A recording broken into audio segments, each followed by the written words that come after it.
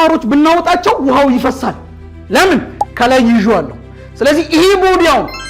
አፓረንት ዌት አለው የለው ለምን ተይዟል አይደል ስለዚህ አፓረንት ዌት ስላለው ውሃው ዌትን ፊል ያደርጋል ስለዚህ ይፈሳል በለካው ግን ሚስማሮቹን ሳልከታቸው ሳሊዘው የሚፈሰው ውሃ ይቆማል እሺ ሎኬት በጣም በፍጥነት ስለሆነ የሚታየው በደንብ አርክታችሁት እሺ እሺ አፓረንት ዌት አለው የለው አለው ለምን ተይዟል ሉክ ተይዟል